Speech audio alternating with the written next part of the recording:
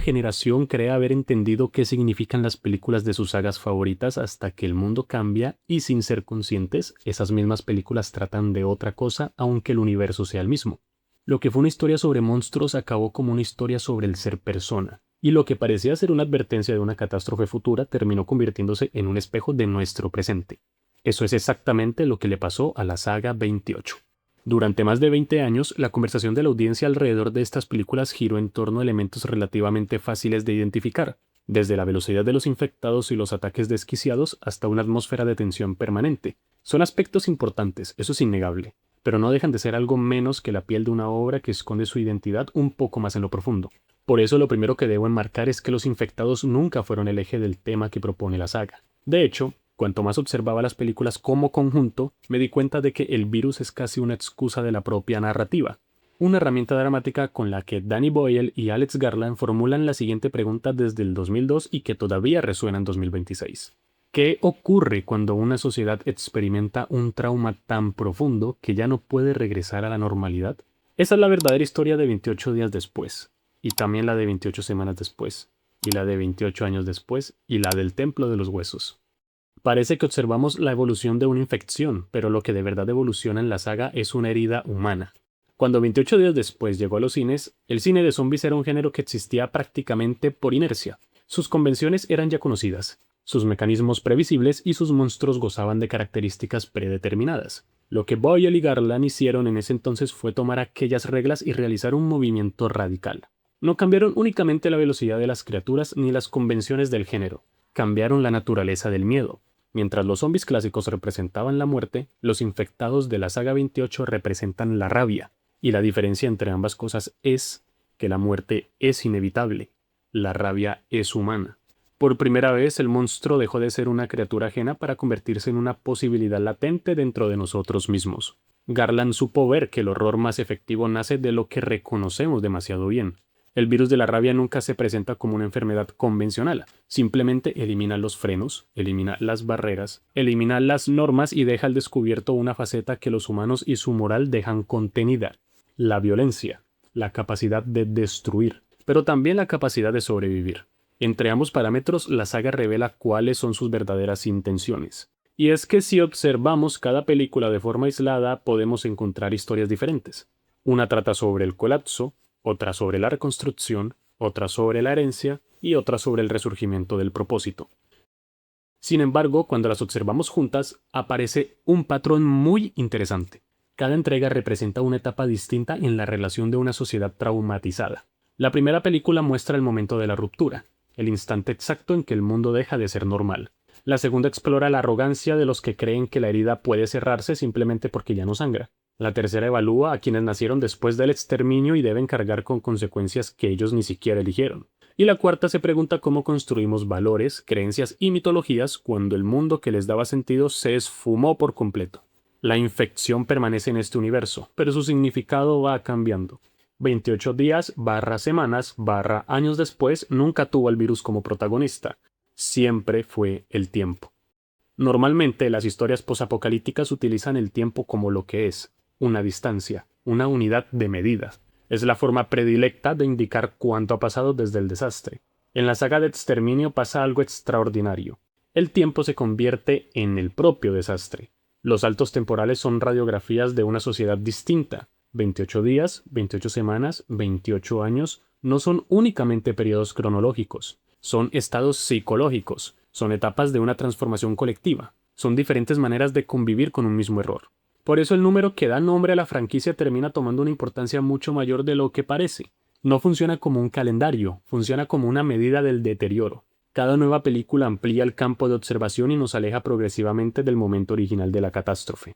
Pero de forma paradójica, cuanto más nos alejamos de ella, más visibles se vuelven sus consecuencias, como ocurre con los traumas reales. Las grandes tragedias históricas rara vez terminan cuando concluye el acontecimiento que las provocó. Las guerras terminan aunque las secuelas permanecen.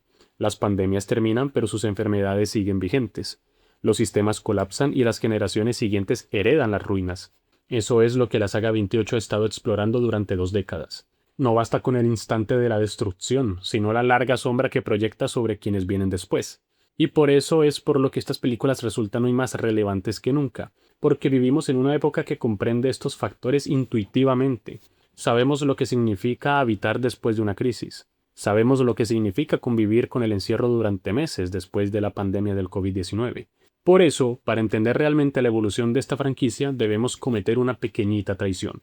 Debemos dejar de mirar a los infectados. Debemos dejar de mirar el virus y el apocalipsis para empezar a observar algo más persistente: la forma en que los seres humanos aprenden a vivir en medio del desastre.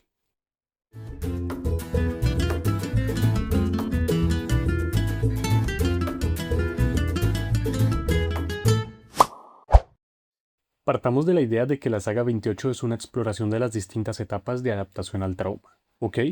Pues entonces 28 días después representa el instante exacto en que ese trauma nace. La película comienza con una imagen muy simple: un hombre despertando solo en un hospital vacío. Jim abre los ojos y descubre que el mundo ha sufrido un cambio escalofriante sin él. No hay ninguna explicación inmediata, está todo sin contexto. Es una secuencia sencilla, pero brillante porque convierte al espectador en un superviviente antes incluso de que aparezca el primer infectado. La película empezó con una secuencia donde la realidad ya dejó de funcionar. Y esta emoción no solo se comunica a través del guión, también está en la propia textura de la película. Danny Boyle, el director, comprendió que las formas también dicen algo. La lección de rodar 28 días después con cámaras digitales Canon XL1 fue una solución práctica para un presupuesto limitado. Sin embargo, esto terminó convirtiéndose en una declaración artística involuntaria y revolucionaria. La imagen es áspera, granulada e imperfecta, más allegada a lo que puede ser un archivo periodístico que una película de terror. El cine posapocalíptico tradicional solía representar el fin del mundo como si fuera un concierto, o sea, un espectáculo total. ¿Qué hace Boyle? Lo presenta como un accidente. Las famosas imágenes de Londres vacía siguen siendo memorables más de 2 décadas después porque poseen la autenticidad física que el cine contemporáneo dejó perder. Estos fotogramas no están tratados digitalmente. El desastre se crea en un escenario real que durante unos breves instantes al amanecer parece haber sido abandonado por la civilización. La ciudad más importante del Reino Unido se transforma en un lugar fantasmagórico que transmite la idea de una humanidad rota que nadie sabe cómo reparar. Existen ciertas corrientes artísticas nacidas después de grandes crisis históricas. El expresionismo alemán y el neorrealismo italiano surgieron tras la devastación de la Primera y Segunda Guerra Mundial, respectivamente. En ambos casos, la estética pasó de ser una cuestión decorativa para convertirse en una respuesta emocional al colapso. 28 días después opera bajo una lógica algo similar. Su aspecto no busca la belleza, busca la verdad. Quiere que sintamos la desorientación de su mundo con sus referencias perdidas, haciéndonos frágiles por lo que consideramos que es permanente. Este es el verdadero tema de la película. La sociedad siempre ha sido más frágil de lo que nos imaginamos, y esta conclusión lleva al aporte más importante de Alex Garland para toda la franquicia. Él cambia a los zombies por el virus de la rabia. La diferencia entre uno y otro es que los zombies clásicos representan una transformación absoluta del individuo después de la muerte. Los infectados por el virus siguen siendo seres humanos vivos, sus cuerpos funcionan, sus corazones laten, sus cerebros continúan procesando estímulos. Lo único que han perdido es la capacidad de contener los impulsos. Un contraste que cambia seriamente la naturaleza del horror, porque la violencia deja de presentarse como una amenaza ajena a nosotros y se revela como una posibilidad muy al alcance. El virus elimina las barreras sociales, culturales y psicológicas que regulan el comportamiento humano y deja expuesta una energía destructiva que ya estaba presente. Desde este punto de vista, la rabia funciona menos como una enfermedad y más como una metáfora. Thomas Hobbes, filósofo inglés y autor de Leviatán, imaginaba que sin estructuras políticas capaces de imponer orden, la humanidad regresaría a una guerra permanente de todos contra todos. ¿Qué quiere decir esto? Que la civilización no elimina nuestros impulsos violentos, simplemente los administra. Pues Garland adopta la idea de este Battle Royale, y cuando estas estructuras desaparecen, la pregunta ya no es ¿quiénes somos?, sino ¿qué queda de nosotros? Por eso los personajes más importantes de la película son los supervivientes. Cada uno encarna una respuesta diferente frente al colapso. Tenemos a los personajes Jim, Frank, Selena, Hannah, Henry West y Mark. Entre estos 6 hay 3 fundamentales. Selena representa la adaptación absoluta. Ella comprende que las reglas del mundo anterior ya no funcionan y ha sustituido la moralidad por la eficacia. Sobrevive porque elimina cualquier elemento que pueda comprometer su supervivencia. Henry West representa la restauración perversa del poder. Su presencia es una idea en sí misma que la propia saga va a desarrollar durante décadas. Las instituciones pueden desaparecer, pero la voluntad de dominación permanece en el ser humano. El mayor West sigue portando su uniforme, sigue organizando jerarquías en su milicia, sigue ejerciendo autoridad, pero ya no protege una comunidad, protege sus propios intereses. Él nos demuestra que el colapso no destruye las dinámicas de poder, solo las libera de los límites que impone la ética. Finalmente se interpone el verdadero corazón de esta historia. El recorrido de Jin es muy interesante, porque contradice buena parte del arquetipo del héroe tradicional. Las grandes historias narran a personajes que adoptan virtudes nuevas para convertirse en una mejor versión de sí mismos. Pero Jin experimenta algo más ambiguo. No conquista una virtud ni alcanza algún tipo de sabiduría. Lo único que hace es aprender a sobrevivir. Y el tercer acto de 28 días después nos obliga a preguntarnos cuánto de esa supervivencia implica convertirse en aquello que se combate. Las secuencias finales son fundamentales en este sentido. Durante estos minutos, Jim es más parecido a los propios infectados que a las personas que intenta rescatar. La línea que separa civilización y barbarie se difumina en él. La rabia deja de ser una característica exclusiva del virus y se manifiesta como una condición latente de la naturaleza humana. Para este punto de la película se establece la base filosófica de toda la saga. La infección no será el problema más grave, sino la respuesta humana frente a ella. En esta primera etapa, el trauma es como una explosión, una irrupción violenta que destruye todas las certezas anteriores, y un acontecimiento tan reciente que nadie tiene las herramientas necesarias para comprenderlo. Las siguientes películas analizan lo que ocurre después, la culpa, la herencia, la construcción de significado, pero todo comienza aquí, en el momento exacto que la sociedad descubre la facilidad con la que puede desmoronarse y una herida se abre. Ahora bien, preguntémonos qué pasa cuando se intenta corregir el error mucho más rápido de lo debido. Desde esta premisa nace en 2007, 28 semanas después. En toda gran crisis histórica rara vez basta con sobrevivir para comenzar el proceso de recuperación. Por lo general, las guerras terminan mucho antes que sus propias consecuencias y los atentados desaparecen de los titulares antes de desaparecer de la memoria colectiva. En el caso de las pandemias, estas dejan de ocupar portadas antes de abandonar la psicología de quienes las vivieron. Y sobre ese contraste, Juan Carlos Fresnadillo crea el núcleo temático de la segunda entrega. El director español ve peligrosa la ilusión de que una sociedad traumatizada pueda reconstruirse sin enfrentarse primero a las causas profundas de su trauma. Por eso me resulta llamativo que la película comienza donde la mayoría de las historias posapocalípticas normalmente terminan. La infección está contenida, las autoridades anuncian que el peligro ya pasó y la normalidad parece estar de regreso, pero desde los primeros minutos ya se percibe algo que como que no encaja. Esa estabilidad que se deja ver es más logística que humana, pero para entender esto tenemos que enfocarnos en el protagonista de la película. Y no es ni el sargento Doyle, ni Scarlett, ni siquiera Andy. El verdadero protagonista es Don. Entender a este hombre significa entender toda la película. Durante la secuencia inicial, una de las más memorables del cine de infectados moderno, Don toma una decisión que marcará el resto del relato. Ante la irrupción de los infectados en su casa, abandona a su esposa para salvarse. La lección dura apenas una milésima de segundos, pero sus consecuencias duran toda la película. Ese momento convierte a Don en una figura fascinante porque encarna una de las obsesiones más recurrentes en el cine de Fresnadillo, la culpa como fuerza de la narrativa. Mientras Boyle estaba interesado en observar cómo reaccionan las personas ante el caos, Fresnadillo se enfoca en analizar qué ocurre con los personajes después del caos, cuando deben lidiar con aquello que hicieron para sobrevivir. Desde esta perspectiva, 28 semanas después se acerca más a una tragedia clásica que a una película de terror convencional. Aristóteles definía la tragedia como la historia de un personaje cuya caída nace de una decisión propia. No necesariamente debe ser una decisión malvada ni racional, basta con que sea una decisión humana. Precisamente sucede así en 28 semanas después. Don no desencadena la tragedia porque sea una mala persona, la desencadena porque es incapaz de actuar como un héroe. Esa incapacidad se vuelve su herida moral y a raíz de ella Don contamina todo lo que toca. Así es como la película transforma el concepto de infección. En la primera entrega el virus funcionaba como una metáfora de la rabia. En esta segunda película la infección adopta la forma de la culpa, una manera de manifestarse más invisible y persistente, atributos que la hacen difícil de erradicar. Gracias a esto resulta tan apropiado que el intento de reconstrucción de Londres se convierta en el escenario principal. La ciudad ya no aparece vacía y fantasmagórica como en la película anterior. Ahora está organizada, está sectorizada, está militarizada y más administrada. Todo está funcionando aparentemente bien, pero en ese punto reside el problema. La reconstrucción no nace por comprender el incidente en su profundidad, sino por una necesidad desesperada de recuperar el control. Miremos el contexto histórico en el que la película fue concebida. Estrenada pocos años después de los atentados del 11 de septiembre, 28 semanas después pertenece a una época marcada por una confianza extraordinaria en las soluciones institucionales al miedo. Occidente estaba construyendo nuevos sistemas de vigilancia, nuevos protocolos de seguridad, nuevas estructuras de control y demás conceptos que hacían que la lógica pareciera sencilla.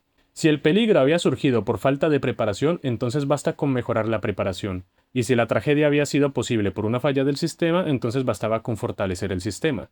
Pero, ¿y si el problema no fuera la falta de control, sino que fuera la ilusión de que todo puede controlarse? Esa es la pregunta que tira con la crítica política de la película. Los militares no fracasan porque sean incompetentes en términos técnicos, más bien lo hacen porque creen comprender una catástrofe que en realidad supera su capacidad de predicción. Los gobiernos de la película intentan administrar el miedo como si fuera una cuestión meramente logística, y contener la complejidad humana con procedimientos diseñados para amenazas muy simples. Obviamente, el resultado es desastroso. Aquí quiero citar a David Mamet, un novelista, dramaturgo, guionista y director de cine estadounidense. ¿Para qué? Para recordar una de sus ideas de su teoría dramática. Las historias avanzan cuando los personajes persiguen objetivos concretos sin comprender completamente las fuerzas que actúan a su alrededor. Las instituciones de 28 semanas después quieren restaurar la normalidad, quieren garantizar la seguridad y quieren demostrar que el peligro ya no existe, pero no entienden la verdadera naturaleza del problema. El trauma no funciona como una avería mecánica. No desaparece porque alguien lo declare inexistente ni porque una autoridad afirme que todo está bajo control. Las heridas psicológicas obedecen a ritmos distintos, y las sociedades, igual que los individuos, suelen pagar un precio muy alto cuando intentan ignorarlas. Por eso la película resulta tan pertinente dentro de la tesis general de esta saga. 28 semanas después narra el momento en que la explosión del trauma que se explora en 28 días después ya no es visible, pero sigue determinando cada decisión posterior. La rabia ya no domina la narrativa, ahora lo hace la culpa de Don, la de una sociedad que quiere olvidar, y la de unas instituciones que prometen certezas imposibles. Así la saga da un paso crucial en su evolución filosófica. El virus deja de ser un problema individual, ya no habita únicamente en los cuerpos, ahora está presente en las estructuras y en los sistemas. Esta idea tiene mucho más protagonismo en 28 años después. El tiempo cambia junto con los problemas generacionales que dejó el virus y nosotros nos preguntamos qué pasa cuando el trauma deja de pertenecer a quienes lo vivieron y queda en las manos de quienes lo heredan. Existe un punto en toda gran tragedia histórica donde las generaciones cambian y ese acontecimiento que definió una época se vuelve algo diferente. Se hace una herencia. En 28 años después han pasado casi 3 décadas desde el inicio de la infección. El tiempo suficiente para que el desastre pase a ser una condición permanente y una generación entera nazca conociendo solo esa realidad. Ahora nos aventuramos en una pequeña modificación dentro de la naturaleza de la saga. Durante años, el cine post-apocalíptico se ha construido alrededor de la supervivencia, con personajes que recuerdan el mundo anterior y luchan por recuperar algo de lo que perdieron. Pero el pequeño Spike, nuestro protagonista, pertenece a una categoría distinta. Él no perdió nada, no recuerda el viejo mundo, no recuerda las ciudades funcionando, no recuerda los sistemas políticos, no recuerda la vida antes de la infección. Esto lo hace sin dudas el personaje más importante de toda la franquicia. Spike encarna una pregunta que empatiza con el pensamiento de nuestros días. ¿Cómo se construye una identidad cuando el punto de partida es una grieta? La normalidad es una idea engañosa. Los seres humanos poseemos una capacidad extraordinaria para adaptarnos a casi cualquier circunstancia, y esa adaptación, que muchas veces garantiza nuestra supervivencia, también puede convertirse en una forma de ceguera. Lo excepcional termina pareciendo cotidiano, lo absurdo se vuelve lógico, y la intolerancia acaba siendo inevitable. Esto es lo que explora esta nueva etapa de la saga. La Inglaterra que presenta la película no se basa en una sociedad destruida, sino en una que se reorganiza alrededor del desastre. Las ruinas ya no son una anomalía, son parte del propio paisaje. Las restricciones son costumbres. El apocalipsis dejó de ser una emergencia y se convirtió en una forma de vida. Por eso la película conecta a la perfección con el contexto contemporáneo. Hemos atravesado una pandemia global, hemos vivido crisis económicas recurrentes, hemos visto crecer la polarización política, hemos normalizado estados de incertidumbre. Ya no preocupa solo el colapso, preocupa la adaptación al colapso, la posibilidad de que una sociedad aprenda a convivir con condiciones que en otro tiempo habría considerado inaceptables. En esto, 28 años después, hace el papel de reflexión sobre la memoria colectiva, centrando su premisa alrededor de cómo interpretamos el pasado. Creo que es interesante que observemos la estructura narrativa de Spike para entender esto. Este personaje descubre que las verdades heredadas no son suficientes para comprender el mundo, y su viaje, más allá de buscar derrotar una amenaza, consiste en cuestionar las explicaciones que ha recibido desde pequeño y abandonar las certezas que heredó de la comunidad en la que creció. Él busca comprender la complejidad de su realidad. Esto hace evidente la forma tan distinta de esta película respecto a las entregas anteriores. Dejamos de ver acción y caos disparatado a cambio de una historia que narra la búsqueda de sentido. Incluso visualmente puede percibirse esta transformación. La estética conserva parte de la energía experimental que siempre ha caracterizado a la saga, pero ahora es atravesada por una extraña sensación de distancia histórica. Esta Nueva Inglaterra rural pertenece simultáneamente al futuro y al pasado. La tecnología de captura es moderna, el mundo representado parece arcaico, la sociedad avanzó tecnológicamente, pero retrocedió culturalmente. Quiero abrir un paréntesis para este efecto de movimiento, que no entiendo muy bien su función, pero me gusta. Este contraste es la evidencia de una comunidad atrapada entre la memoria y la adaptación. Spike no hereda únicamente ese territorio devastado, también hereda miedos, normas y formas específicas de entender su presente, y a medida que crece su madurez va decidiendo qué hacer con esa herencia, elige qué aceptar y qué no.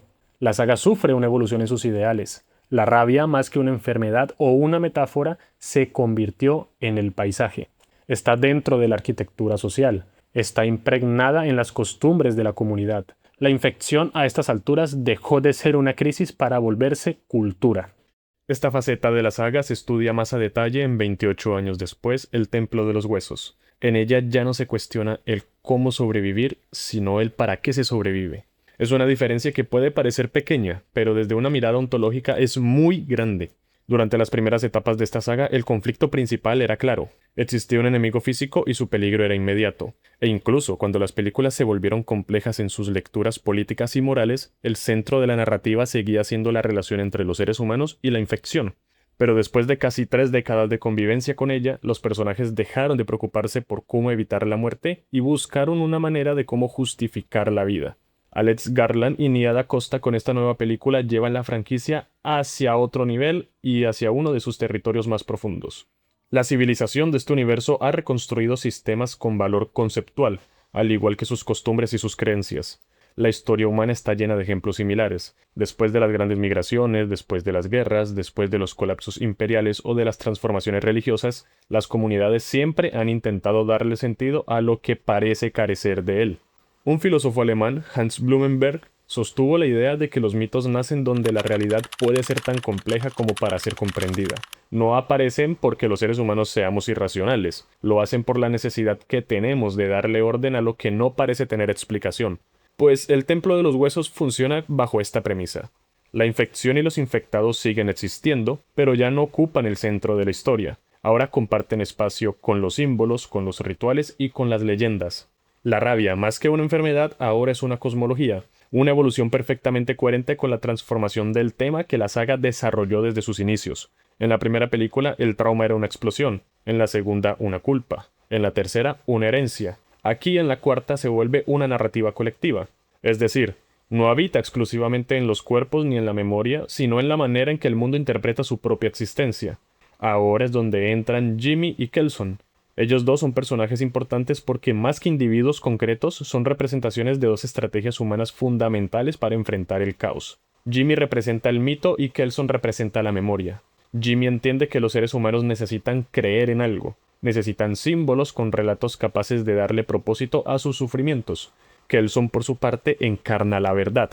No le interesa fabricar consuelo, prefiere preservar el recuerdo y en esa oposición la película se cuestiona qué es más importante, si la verdad o el significado. Este es un debate al que la tradición del mundo occidental siempre ha estado abierta. Platón desconfiaba de los mitos porque podía alejar a las sociedades del conocimiento. Nietzsche, en cambio, creía que las culturas necesitan ficciones para sobrevivir. Una sociedad construida únicamente sobre hechos puede parecer racional, pero quizás no sea una sociedad habitable. Pero pasa lo mismo con una que se construye a base de mitos, puede ser igual de integral como peligrosa. 28 años después, el Templo de los Huesos no condena las dos posiciones ni tampoco se inclina por alguna. Lo que hace es ponerlas en conflicto y utiliza a Spike como el espacio donde esa batalla se desarrolla, porque Spike continúa siendo el protagonista ontológico de esta nueva trilogía. En la película anterior representaba a una generación obligada a heredar un mundo que nunca eligió, pero ahora representa la necesidad de decidir qué hacer con esa herencia. La narrativa madura porque Spike dejó de cuestionarse qué es lo que deseaba para buscar quién quiere ser. O sea, él intenta decidir qué visión debe ser conservada. Su conflicto principal es ideológico. Por primera vez en toda la franquicia, la amenaza más importante no corre ni infecta a las personas. La amenaza adopta la forma de una idea, y su transformación también se da en la identidad visual que Nia Da Costa aporta a la saga. El trabajo de Boyle se basaba en el documental y la sensación de accidente histórico, mientras que Da Costa se acerca a una iconografía mucho más simbólica. La influencia de imágenes religiosas, elementos rituales, referencias a la fotografía punk británica e incluso ciertas sensibilidades cercanas al imaginario heavy metal generan una atmósfera completamente distinta. Los escenarios no son arenas de supervivencia, son comunicadores de creencias. La película entiende que hace parte de la naturaleza humana necesitar símbolos para explicar quiénes somos, aunque sea después del fin del mundo. Los relatos justifican nuestros sacrificios y distinguen entre lo que consideramos sagrado o monstruoso. He aquí la última transformación del trauma. Primero destruyó cuerpos, después contaminó instituciones, más tarde moldeó generaciones y ahora produce sistemas de creencias. La saga 28, mirada en su conjunto, revela el miedo como una emoción fluida, capaz de evolucionar, cambiar de objeto, de forma e incluso de ubicación dentro de la experiencia humana. Primero existe el miedo a los infectados, después tememos a nuestras decisiones, luego nace el miedo a lo que heredamos, y finalmente tememos a las historias que elegimos creer. Ese recorrido, que parece simple, es en realidad un mapa completo de cómo una sociedad atraviesa el trauma a lo largo del tiempo. No estamos ante una serie de películas sobre un virus, estamos ante una meditación prolongada sobre la adaptación humana al desastre. El virus fue más bien un detonante narrativo para prestar atención a cómo cambia una civilización cuando está obligada a convivir con lo que la destruyó. En 28 días después, el miedo es inmediato, es físico y casi primitivo. Es el miedo a lo desconocido que irrumpe en lo cotidiano. Es el instante en que la realidad se quiebra y no queda tiempo para interpretaciones, solo se puede reaccionar. En 28 semanas después, el miedo se desplaza hacia otro territorio. Ya no es el virus lo que aterra, sino la fragilidad de las decisiones humanas. El intento de reconstruir el mundo revela que el peligro estuvo en la arrogancia de creer que se podía controlar el virus. El miedo adopta aquí la forma de la culpa institucional, de la ilusión de seguridad y de la confianza excesiva en sistemas que no comprenden la profundidad del trauma que intentan administrar. En 28 años después, el miedo cambia nuevamente de piel. Ya no pertenece a quienes vivieron la catástrofe, sino a quienes nacieron dentro de sus consecuencias. El terror ya no está en perder el mundo anterior, sino en descubrir que nunca existió para nosotros. El miedo se convierte en herencia, en algo transmitido sin explicarse del todo, y en una realidad que toca aceptar a la fuerza sin poder cuestionarla. Y en el Templo de los Huesos, el miedo alcanza su forma más abstracta. Ya no se teme a los hechos, ni a las consecuencias, ni a la memoria. Se teme a las narrativas que construye el ser humano para sobrevivir a ellos. Se teme a los símbolos, a los mitos, a las interpretaciones que convierten el dolor en estructura cultural. El miedo se desplaza del acontecimiento hacia el significado y de lo real hacia lo construido. Ese es el recorrido de la saga, una desmaterialización progresiva del miedo. Es un tránsito desde lo biológico hacia lo psicológico y desde lo institucional hacia lo cultural. Lo visible se vuelve narrativo, como lo es el propio número 28, que ya no es una simple medida temporal, se convierte en otra cosa. Una unidad emocional. Es una forma de elaborar la distancia que separa a una sociedad de su propio trauma. Cada salto no indica únicamente el paso del tiempo, también indica una nueva capa de adaptación. Es una nueva forma de convivencia con lo que no se debería convivir, volviéndose una reorganización de lo insoportable hasta convertirlo en algo cotidiano. La humanidad no solo sobrevive al desastre, sino que lo incorpora, lo integra y lo normaliza. La saga comienza preguntando qué queda de la humanidad después del desastre. Ese es su primer gesto de horror. Y a medida que avanza, la pregunta cambia de dirección. ¿Qué tipo de humanidad se forma cuando el colapso pasa a ser un estado permanente de existencia? ¿Qué tipo de ética se construye cuando el miedo se convierte en estructura? ¿Qué tipo de identidad emerge cuando la excepción se vuelve la regla? La conclusión escondida en estas preguntas es que los seres humanos siempre encuentran la manera de vivir con el virus. Sin llegar a superarlo y sin llegar a comprenderlo, desarrollan la capacidad de acostumbrarse. Ajustan su percepción de redefinir los límites de lo aceptable hasta que lo inaceptable deja de parecerlo. El clímax conceptual de toda la franquicia está en eso, en la costumbre. La lenta, silenciosa y casi imperceptible domesticación del horror. Por eso el final de este recorrido no deja una sensación de cierre, sino de desasosiego prolongado. Porque si el miedo puede transformarse tantas veces, entonces nada garantiza que la última versión sea su definitiva. Tendremos que esperar a que se estrene la tercera parte de 28 años después para disfrutar de la nueva fase del miedo. Es así como esta saga se desnuda frente a todos y nos dice que no es una serie de películas sobre el apocalipsis zombie, es una historia sobre nosotros, sobre nuestra extraordinaria habilidad para convertir cualquier dolor en un bello paisaje, cualquier desastre en una rutina y cualquier fin del mundo en una costumbre. Es un ideal de nuestro orgullo. Según Exterminio, no le tenemos miedo al fin del mundo. El miedo recae en que ya hemos aprendido a evitarlo.